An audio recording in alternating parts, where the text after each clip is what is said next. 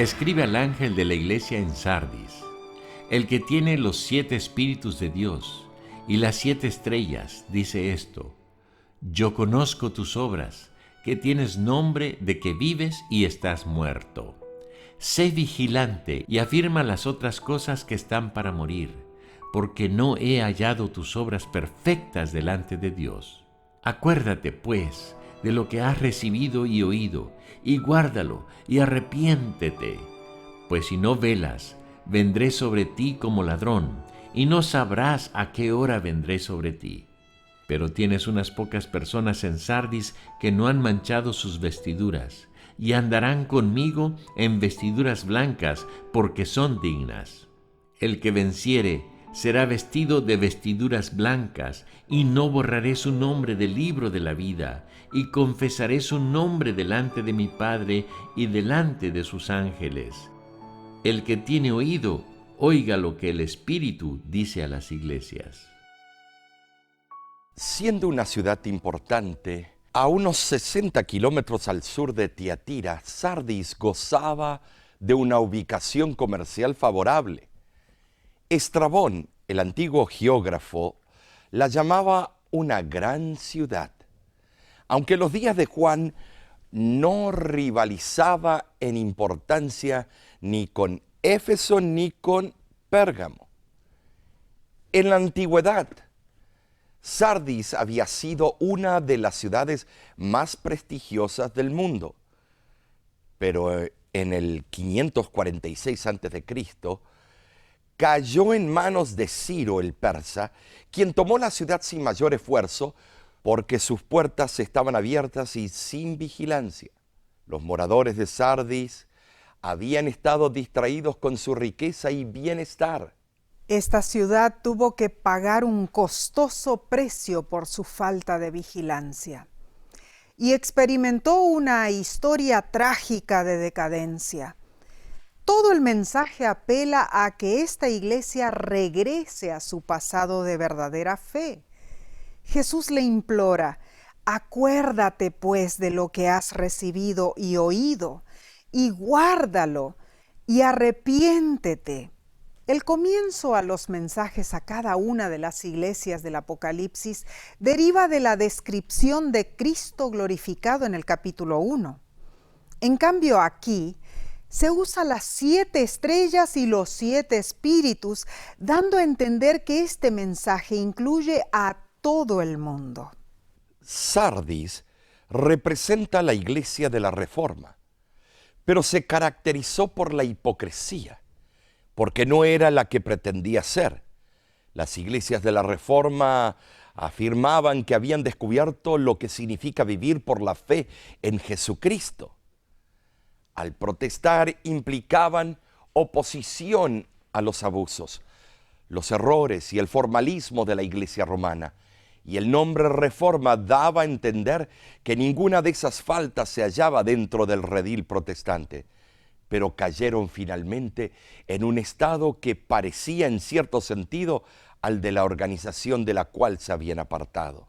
El pecado de la hipocresía mereció las condenaciones más penetrantes de Jesús contra los dirigentes religiosos de sus días. Y ahora, el Cristo glorificado envía a la iglesia hipócrita de Sardis su más directa reprensión. En vez de estar viva en Cristo como aparentaba, en verdad estaba muerta.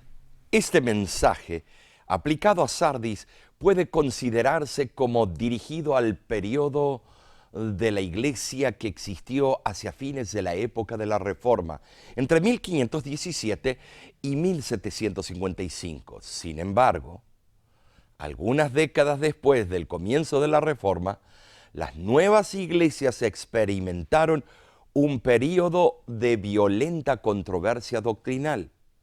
Finalmente se zanjaron las diferencias de opinión, adoptando credos definidos que tendían a desalentar la búsqueda de nuevas verdades. Protegidas por el poder y el prestigio del Estado y resguardadas al abrigo de rígidas confesiones de credos, Las iglesias nacionales del mundo protestante, por lo general, llegaron a contentarse con una forma de piedad carente de su poder. Otro factor importante que contribuyó a la apatía hacia las cosas espirituales fue el surgimiento del racionalismo en los siglos XVII y XVIII. Ante el impacto de los descubrimientos científicos, muchos eruditos llegaron a creer que la ley natural era suficiente para explicar el funcionamiento del universo. A menudo concluyeron que la principal función de Dios con relación a este mundo solo era la de una primera causa, y que a partir de ese acto inicial de creación, el mundo marchaba más o menos independientemente de Dios. Muchos hombres pensadores que creían que eran impedidos en su pensamiento teológico independiente por las rígidas fórmulas de la ortodoxia protestante, se volvieron al nuevo racionalismo filosófico. Aunque el racionalismo produjo un elevado idealismo y suscitó reflexiones dignas de alabanza en la ciencia política y el humanitarismo, cuando sus postulados fueron aplicados a la religión, influían mucho para fomentar la frialdad espiritual que caracterizó el protestantismo en los siglos que siguieron a la Reforma. En el protestantismo en decadencia, aún había ciertas características dignas de ser conservadas, aunque representara un esfuerzo. No todo se había perdido. La vida espiritual del protestantismo estaba moribunda, pero aún no estaba muerto el sistema. La supervivencia puede considerarse como la nota predominante del periodo de la historia de la Iglesia correspondiente a Sardis. El ardor del protestantismo durante sus primeros años prometía un avance hacia la perfección en la comprensión de la verdad revelada y en su aplicación a la vida. Pero con el transcurso de los años, el celo y la piedad decayeron, y la Iglesia se cansó del esfuerzo por alcanzar la meta que se había propuesto. La flexión del verbo griego en estos versículos no solo indica que la iglesia de Sardis había recibido la verdad, sino especifica que aún la tenía. No se había perdido todo. El hecho de que todavía hubiera esperanza se destaca en la amonestación guárdalo, que en el griego es continúa guardando. Algunos cristianos de Sardis no habían apostatado. La venida del Señor sería inesperada solo para los que dejaban de arrepentirse y velar.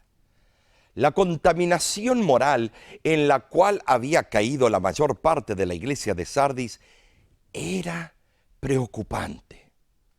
En contraste con los que habían caído moralmente y contaminado sus vestiduras, los que permanecieron fieles son representados como dignos de llevar vestiduras blancas.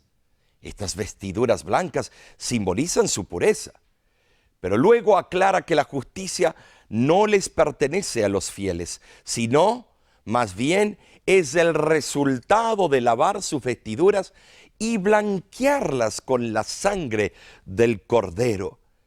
Así reciben la justicia de Cristo. El Señor promete que el que venciere recibirá vestiduras blancas.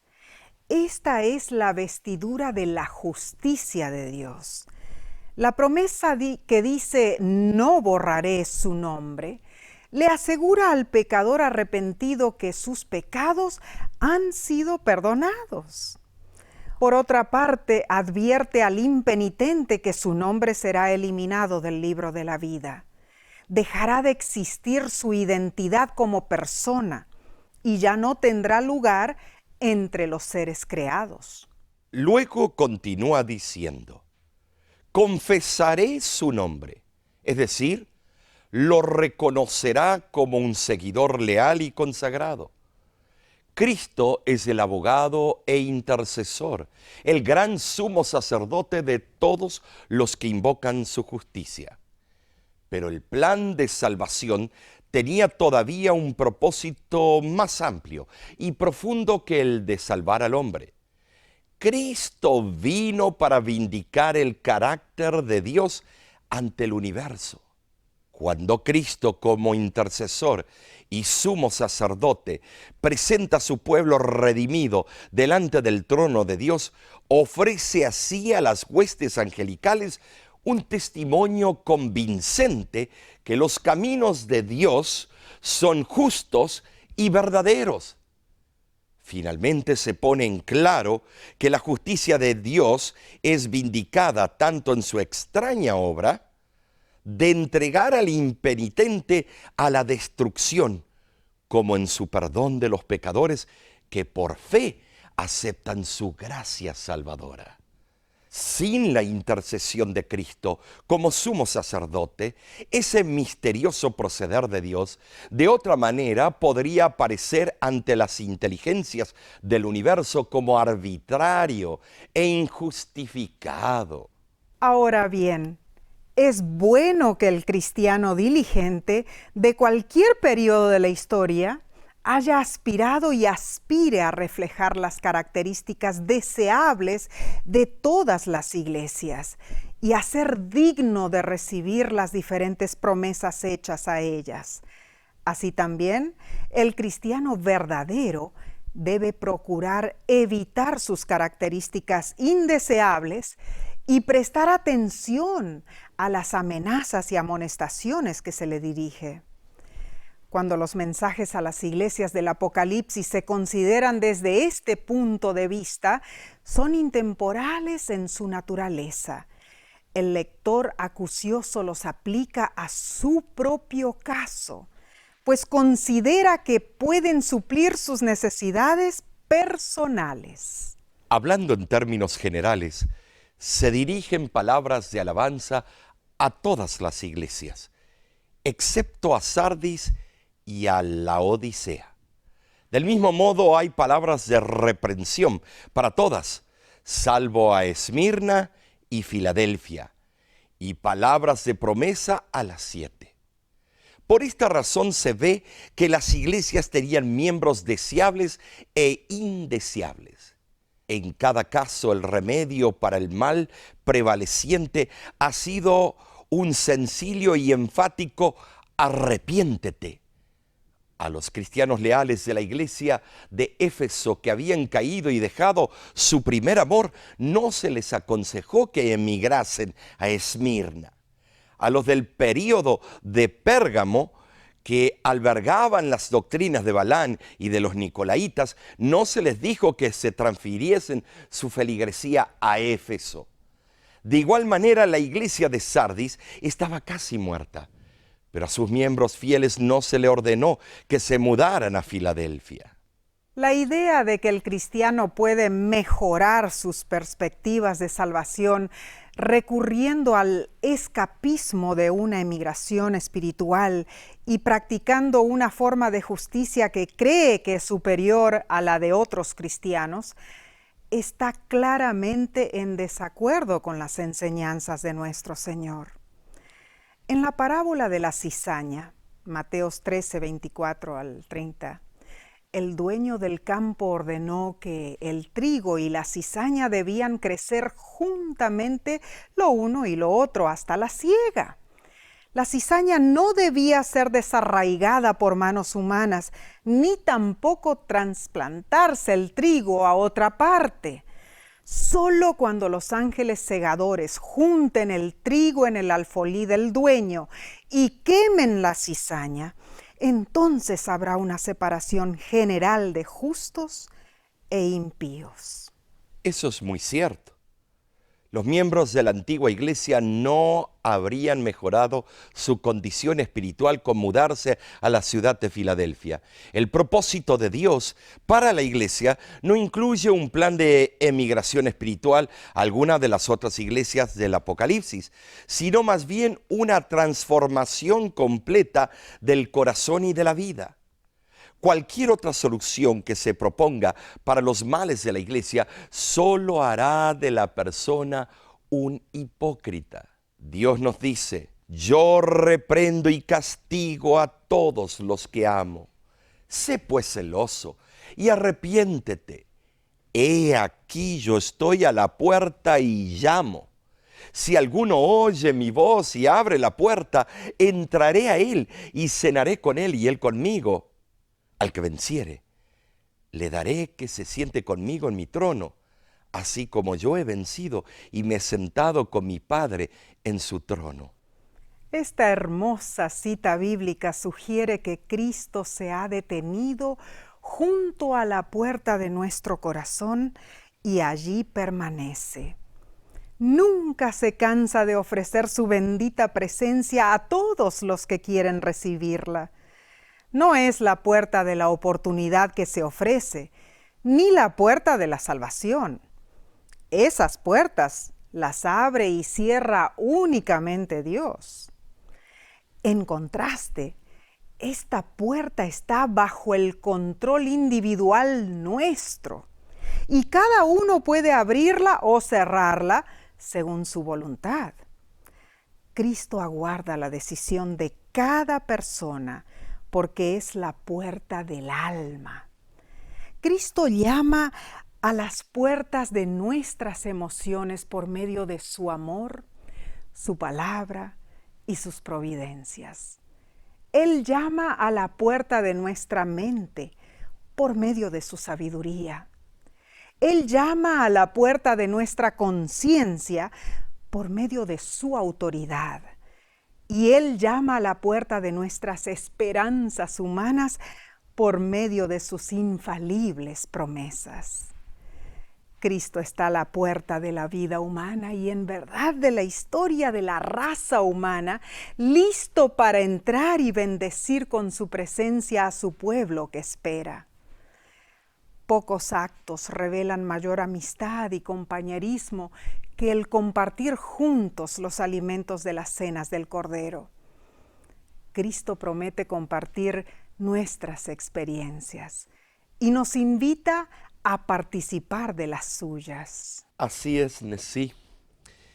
Esta época de la cual estamos hablando fue una época que podía haber sido la más gloriosa del cristianismo. Fue una época de protesta, una época donde quería el mundo cristiano una respuesta a las incógnitas que estaban en las mentes de todos los miembros de la iglesia cristiana.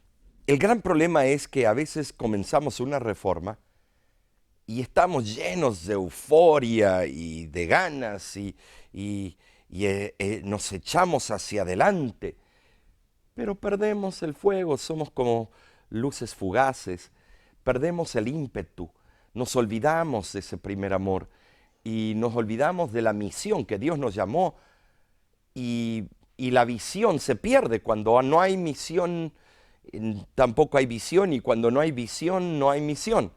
Entonces, en esa época empezaron a buscar más esquemas, formas para contradecir a la madre iglesia, y no vieron que Dios quería que esa época fuese una respuesta a las verdades pisoteadas por el cristianismo, dejadas a un lado. Y en vez de hacer eso, se empezó a hablar de la justificación por la fe y una y que otra cosa, pero luego se volvió el cristianismo de nuevo en algo político, en algo bélico, luchas entre países, iglesias, y se fragmentó el cristianismo. Y claro, lógicamente eso causó la forma de descontentamiento que tenían varios de los miembros de la iglesia en aquel tiempo, ¿no es cierto? Y como hemos mencionado, algunos deciden pensar, bueno, yo no estoy recibiendo buena aceptación en este lugar, me voy a este. No me están yendo las cosas bien en esta casa o en este lugar o en esta iglesia, mejor me voy a otra, quizá allí sea mejor. Y en realidad no es así. nosotros debemos aprender a cambiar nuestra vida por dentro, para que de esa manera la reforma ocurra dentro de nuestras vidas y de esa manera podamos ser de construcción espiritual para aquellos que nos rodean. Aunque en sí, siempre el ser humano debe estar buscando dónde está la verdad. Claro que sí. Y al buscar dónde está la verdad, entonces encontraremos el lugar que Dios quiere que vayamos. No podemos conformarnos tampoco con quedarnos estancados. Tenemos que ir buscando el lugar donde tenga las características del remanente que se encuentra en Apocalipsis 14:12. Por eso, en este momento, quisiéramos invitarte que llames al número que ves en pantalla y que hagas tu orden de todos estos temas de las 7 iglesias del Apocalipsis. Tú puedes conseguirlos en forma de DVD. ¿Por qué no nos llamas? Llama a ese número y no solamente por esa razón, sino también para orar, para que nuestros operadores y operadoras puedan orar contigo y por las necesidades que tú tienes en este momento. También se puede comunicar con nosotros con nuestra dirección electrónica o correo electrónico. Además, Nesí, tenemos algo muy especial los martes y jueves. ¿Qué es? Tenemos nuestro círculo de oración. Allí recibimos cientos de pedidos y peticiones de oración de personas que están desanimadas, desalentadas, que tienen problemas en sus hogares, problemas de salud. Y Omar, cada vez que recibimos esas cartas, correos electrónicos, mensajitos por el Facebook y diferentes maneras que la gente se comunica con nosotros, incluimos esas peticiones en nuestro círculo mundial de oración y nos encantaría recibir tu petición. ¿Quieres compartir con nosotros tu pedido de oración? Y llevaremos ese pedido al trono celestial. De nuestra parte, será hasta la próxima vez. Que Dios te bendiga a ti y tu familia. Es nuestro sincero deseo y oración. La voz de la esperanza, al grito del corazón. La Voz de la Esperanza ha creado desde sus inicios el Círculo Mundial de Oración, apartando cada día jueves para atender todas sus peticiones. Sin embargo, si tiene algún pedido especial, llámenos y con mucho gusto nos uniremos a usted en oración a Dios, pues todos los días de oficina nos reunimos para buscar a Dios en oración y presentarle a Él todas las peticiones que a diario llegan a través de nuestra página lavoz.org y nuestro correo electrónico info@lavoz.org. Y por supuesto a nuestro teléfono 1-888-TESOROS, que es igual a 1-888-837-6767, o por correo a La Voz de la Esperanza, P.O. Box 7279, Riverside, California 92513. No espere para mañana. Envíenos sus peticiones hoy mismo.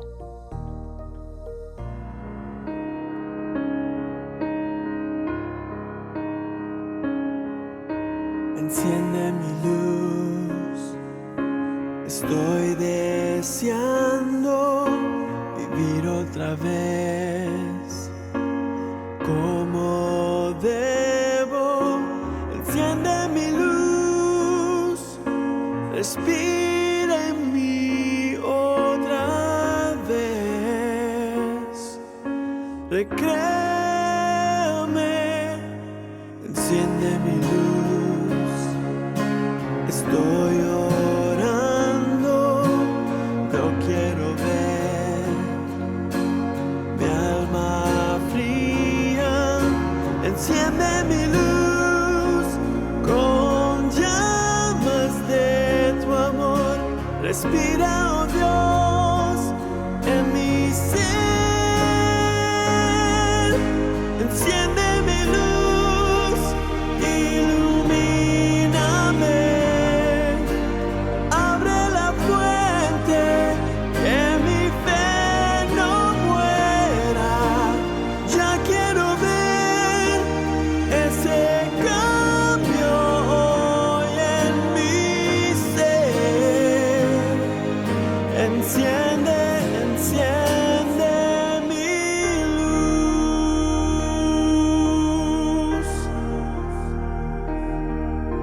enciende mi luz, que consuma pecados que hay en mi alma.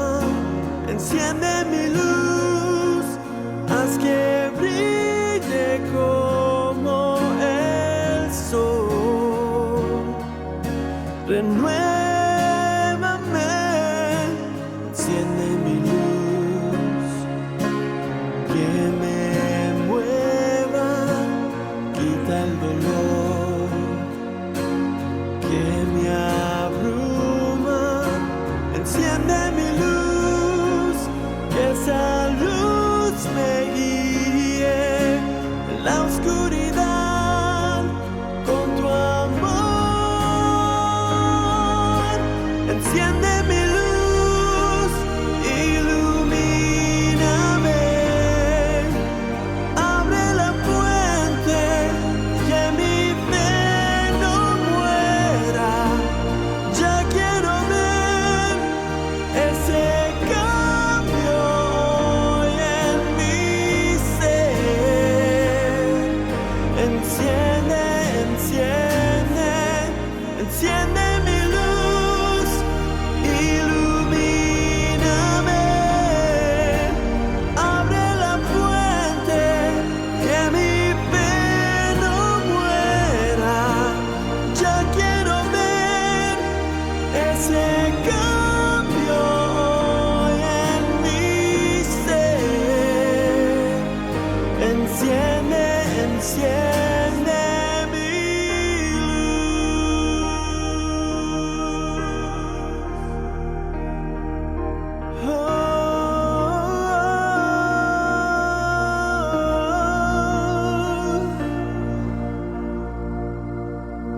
Enciende